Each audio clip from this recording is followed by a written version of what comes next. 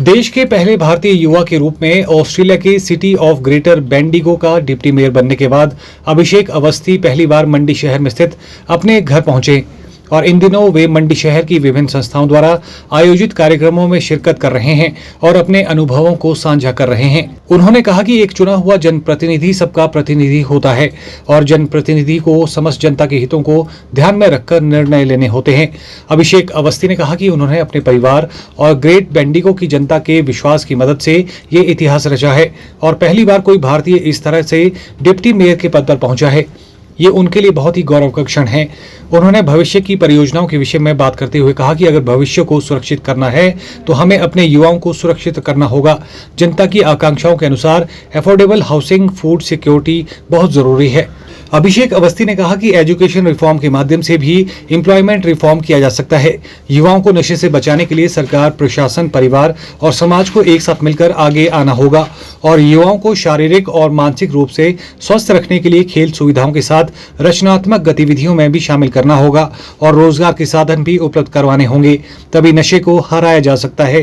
जिसने मुझे वोट किया और जिसने नहीं भी किया, एक चुना हुआ प्रतिनिधि सबका प्रतिनिधि है और ये बात बहुत ज़रूरी है कि आप जब लीड कर रहे हैं तो सबके लिए लीड कर रहे हैं। जो डिसीजन ले रहे हैं वो सबके लिए एक डिसीजन ले रहे हैं।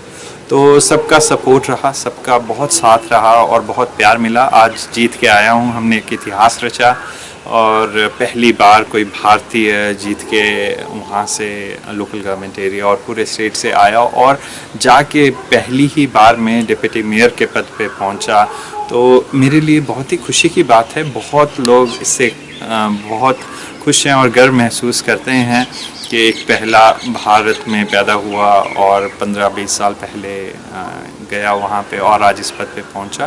पर ये सिर्फ गर्व की ही बात नहीं है, ये बात है एक विश्वास की और एक आगे जाने के लिए आपके विज़न की, कि आपका वो विज़न लोगों तक पहुंचा। और जो मेरा विज़न बहुत सिंपल है कि अपने युवाओं का ध्यान रखना, उनको आगे ले जाना।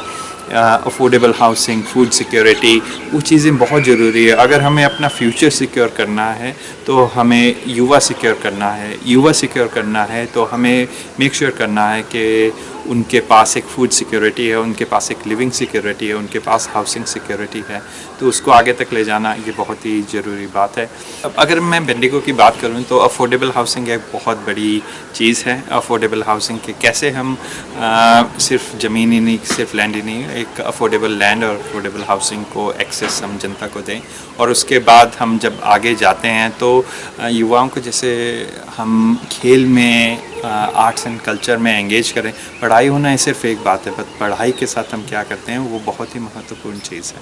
तो उनको हम कैसे हम डिस्ट्रैक्शंस जैसे नशा है या ऑनलाइन गेमिंग है या गैम्बलिंग है, उन चीज़ों से दूर रखें और उनको एक मीनिंगफुल रिक्रिएशनल एक्टिविटी में एंगेज करें। चाहे वो क्रिकेट है या पेंटिंग है, चाहे वो किसी ट्रेड में होना है या वो किसी ट्रेडिशनल इंस्टीट्यूशन में, चाहे हमारे वाद्य यंत्र हैं, चाहे हमारे आर्ट्स हैं, कल्चर है, उसमें एंगेज करना वो बहुत इम्पॉर्टेंट है।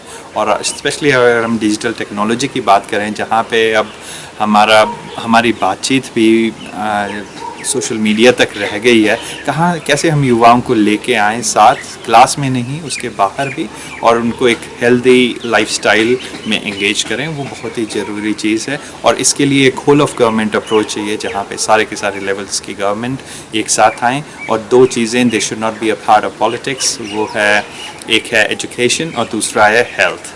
ब्यूरो रिपोर्ट, चैनल 9, मंडी।